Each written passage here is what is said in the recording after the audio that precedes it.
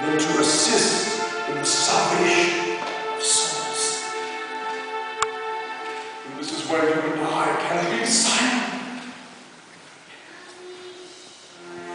Our hands and our feet carrying the cross. Simon, then now struggling to lift the weight of the wound of our Lord's weeping body to his own, carried up the hill, assisting along the way. There, Simon could feel the blood from Jesus on him, the thorns, the spit of the crowd, and the whip from the soldiers. Simon would feel that, for when you and I embrace our cross, we are so close to Jesus, yes, that he kisses us. Understand that he will kiss us with his suffering. Simon was allowed to watch Jesus carry his cross. At one point, Veronica stepped into the road. She cared not for what anyone would think. She went to our Lord. She was of single mind and single heart. She went to Jesus and she wiped his face. And our Lord protected her in that moment, and then left her the great gift, the image of his face upon the cloth. When you and I reach to others and wipe their tears, console them, comfort them, Jesus will leave the image of his face upon our very heart, our soul. Do we have the courage to step into the street of life and reach out to others and help them? Be the hands and feet, the voice of Jesus. I move through the streets. I move through the crowd, weaving in between, watching as Jesus moved on.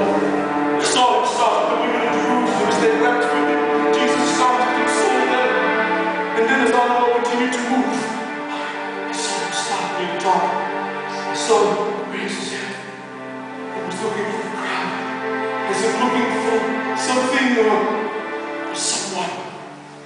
But I saw his face stop, his head set, his eyes fixed. And I followed the look of the crowd. And I saw who he was looking at. There among so many faces that showed of anger and hatred. There, in all of her beauty, the eyes of Jesus met the eyes of his mother.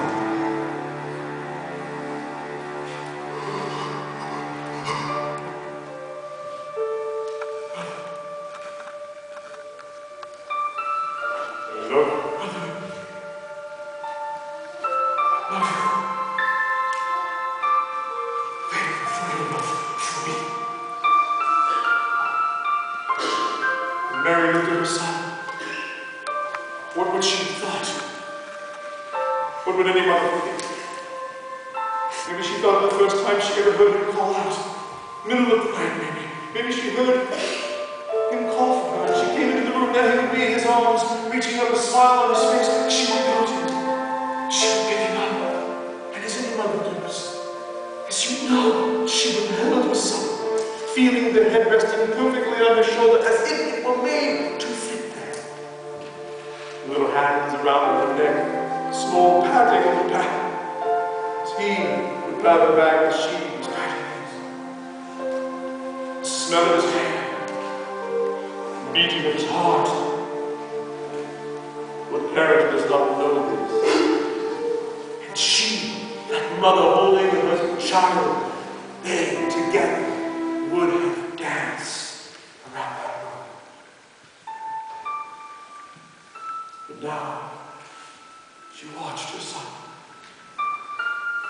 She saw every breath that came from his body, a breath of anguish and agony and pain. I ran to his side. I knew that if I was going to have the strength to stay at the foot of the cross, I would have to be by her, for she is the only one who never abandoned him. We stood there and watched as Jesus was brought to the top of Calvary. We watched as they encircled him, and like a swarm of hornets stinging, they tore the cloak from his back. They spun him around and threw him to the ground. And just laying there and willingly extended his arm against the beam. A man stepped over the arm, knelt on the inside of the elbow to pin the arm to the wood. The man reached into his pocket and pulled out a nail. The nails that he used were 6 to 7 inches in length, half an inch thick at the top, coming to a point. The nail was normally positioned in the lower palm of the wrist. The Romans knew through trial and error if the nail was too high up the flesh, the palm of the hand, the weight of the body would cause it to pull and tear through the flesh, the body could fall to the ground.